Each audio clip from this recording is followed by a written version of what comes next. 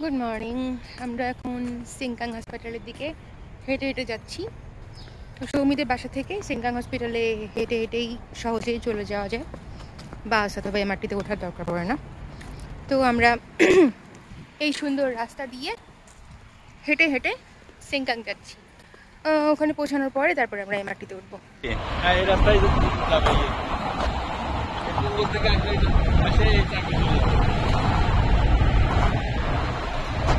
আমরা এখন ওয়েট করতেছি যে এখন কি হলো।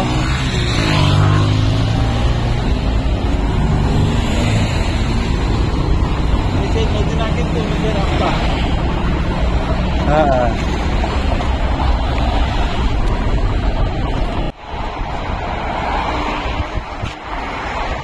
আমরা ওয়াকওয়ে দিয়ে যাচ্ছি এবং ওয়াকওয়ের নিচেই আবার বড় একটা রাস্তা।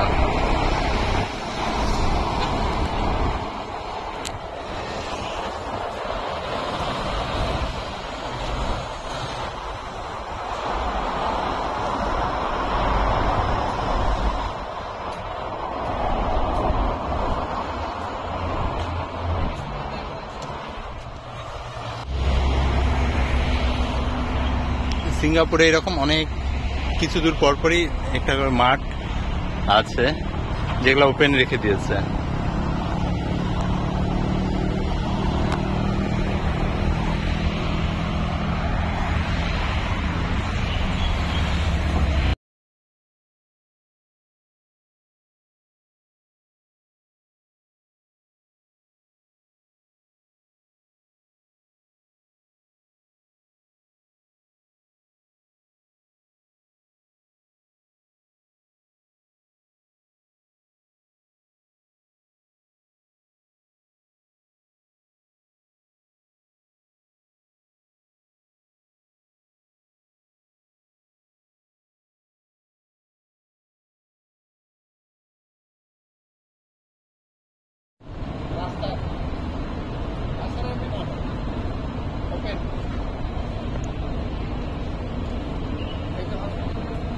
পাঁচতলায় কিন্তু পুরোটা বাগান, ওই উপরে পাঁচতলা দেখছেন বাগান।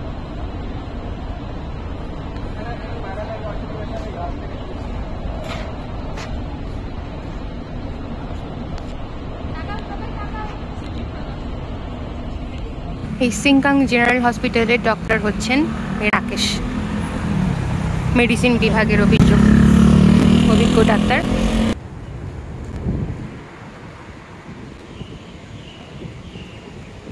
আমরা হসপিটালটা দেখার জন্য যাচ্ছি।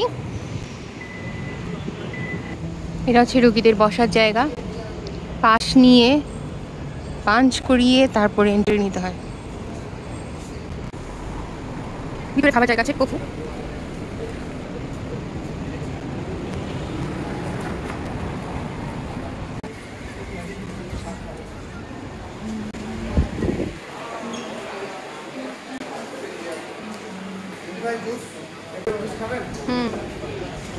খাবো। এটা হচ্ছে ক্যান্টিন, ক্যান্টিনে এসেছি আমরা টামটুর স্কুল দেখতে এসেছি।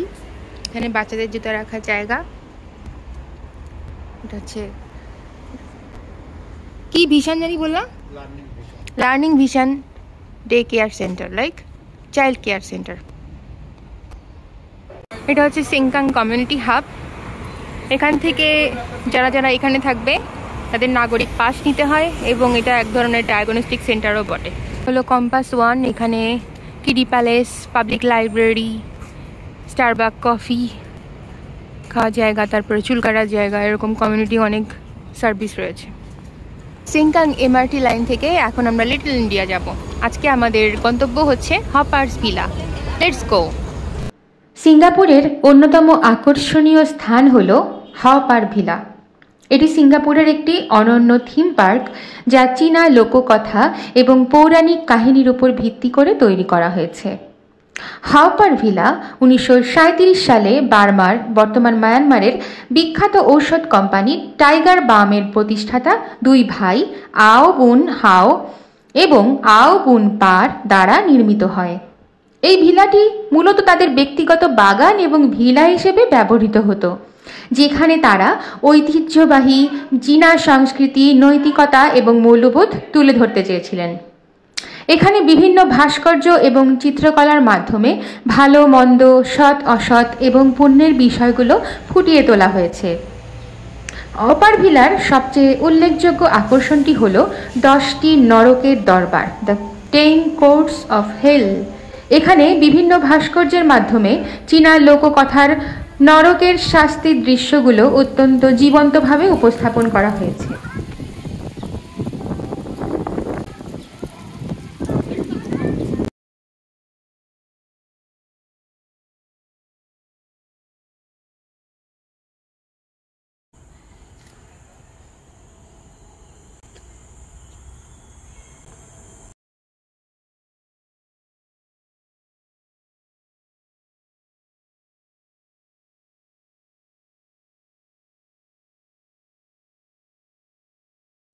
হাওপার ভিলার সবচেয়ে উল্লেখযোগ্য আকর্ষণ হল 10টি নরকের দরবার, 10 courts of hell.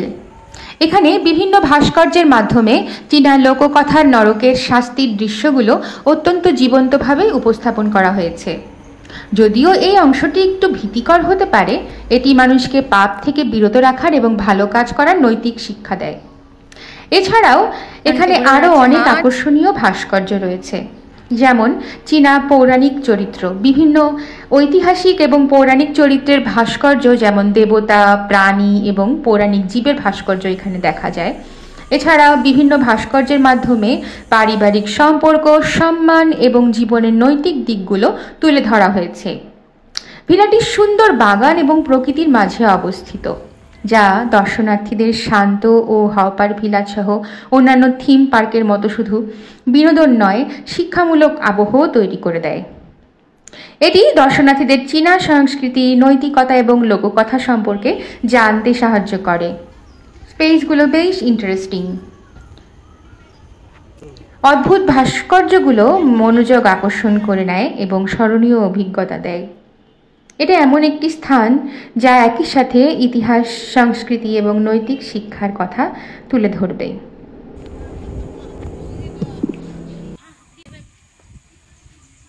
Having memory of Mr. Aw Boon Haw. This is the memorial.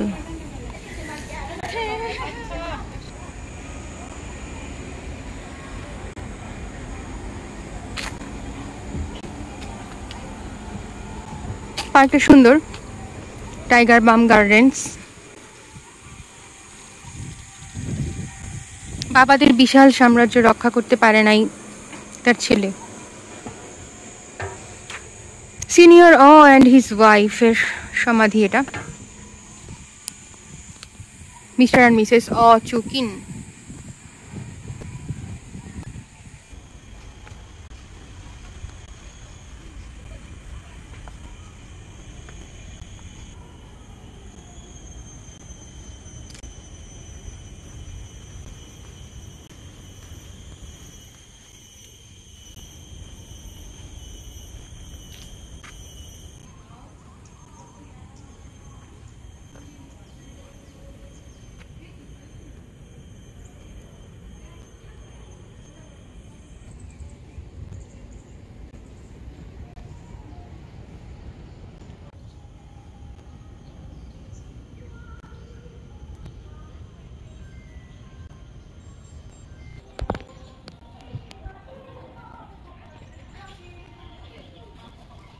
Little India এসছি আমরা। এখান থেকে সাই সুপার মার্ট থেকে আমরা কিছু কেনাকাটা করলাম। এখানে সব সাউথ ইন্ডিয়ানরা বসে আছে, এখানে ওখানে শুয়ে আছে, বসে আছে। পুরা এরিয়াটা crowded with Indian people.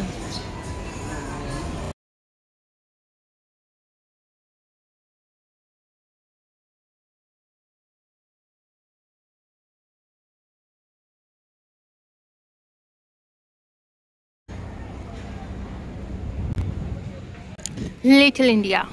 Little India সিঙ্গাপুরের একটি ঐতিহ্যবাহী স্থান, ঢোকা মাত্রই যেখানে আপনি ভারতীয় সংস্কৃতির গন্ধ পাবেন। লিটল ইন্ডিয়ার ইতিহাস সিঙ্গাপুরের ঔপনিবেশিক আমল থেকেই শুরু হয়েছিল। 19 শতকের শুরুর দিকে সিঙ্গাপুরে ব্রিটিশদের আগমনের পরে শহরটি দ্রুত বিকশিত হতে শুরু করে এবং ব্রিটিশরা ভারত থেকে শ্রমিক, ব্যবসায়ী এবং বন্দীদেরকে সিঙ্গাপুরে নিয়ে আসতে থাকে। 1840-এর দশকে লিটল ইন্ডিয়া এলাকাটি মূলত ইউরোপীয়দের জন্য একটি পশুপালন কেন্দ্র ছিল। এখানকার জলাভূমি গবাদি পশু পালনের জন্য আদর্শ হওয়ায় অনেক ভারতীয় শ্রমিক এই ব্যবসার সঙ্গে যুক্ত ছিলেন। ধীরে ধীরে ভারতীয় অভিবাসী এলাকায় বসতি স্থাপন করতে শুরু করে। বিশেষ করে দক্ষিণ ভারত থেকে তামিল শ্রমিক ও ব্যবসায়ীরা এখানে নিজেদের জন্য একটি শক্তিশালী সম্প্রদায় গড়ে তোলে। এখানে বিভিন্ন রকম হিন্দু মন্দির, মসজিদ এবং খাবারের দোকান রয়েছে।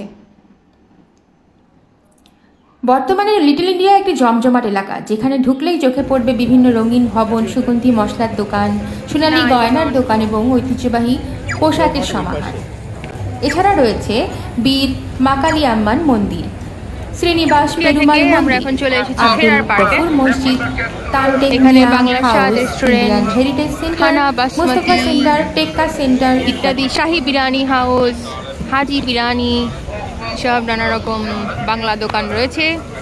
কাচ্চি বিরিয়ানি স্বাদ পাওয়া যাচ্ছে। ফখরুদ্দিনের বিরিয়ানি খাবো এখন আমরা।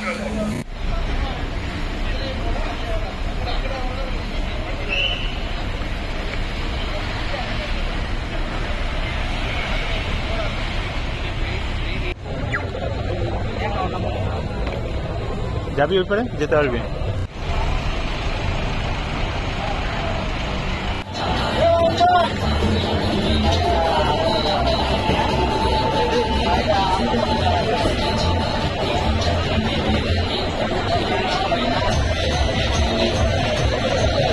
আমরা ফখরুদ্দিনের খাবার খেয়ে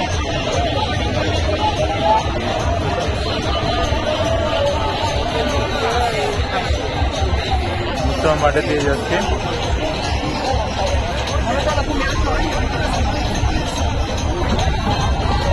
চল।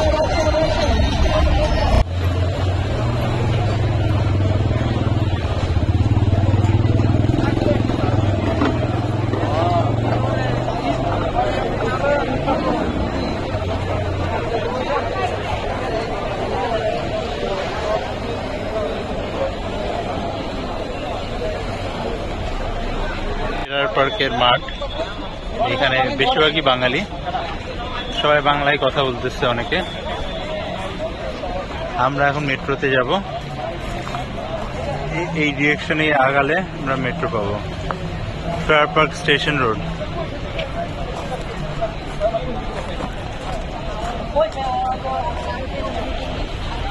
বাংলায় লেখা মোহাম্মদী রেস্টুরেন্ট, ঢাকা রেস্টুরেন্ট, মোহাম্মদী ফুড কোর্ট। এখানে মসজিদ আউলিয়া,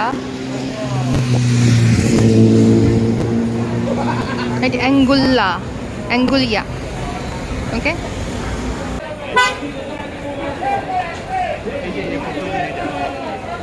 ফখরুদ্দিন হোটেল খুঁজে পেয়েছি আমরা। এখানে আমরা এখন বিরিয়ানি খাবো।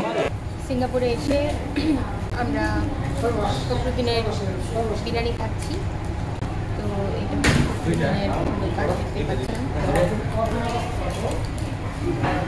13 সিঙ্গাপুরিয়ান ডলার, দ্যাট মিনস 1300 টাকা কাছাকাছি প্রাইস।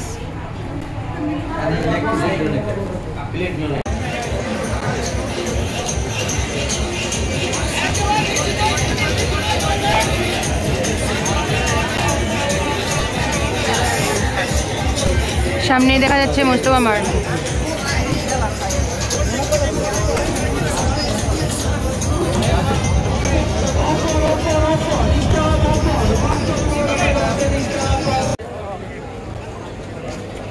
আমরা মোস্তফা মার্টের সামনে, প্রচুর বাঙালি ভাইরা এখানে জিনিসপত্র বিক্রি করছে। This is Mustafa money changer, sunshine tour and travels. কিছু দপ্তর দেখা যাচ্ছে। এইটা হলো গিয়ে মোস্তফা সেন্টার।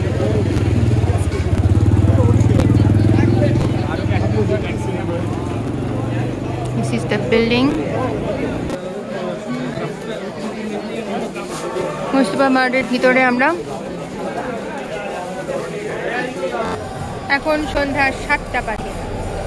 আমরা মোস্তফা সেন্টার থেকে শপিং টপিং করে বেরোলাম। এখন আমরা ফেরার পার্ক এমআরটি ধরে পুঙ্গল যাব। এখানে একটা মন্দির আছে, মন্দিরের নাচা গানা হচ্ছে, অনেক সাউন্ড বাজনা টাজনা হচ্ছে।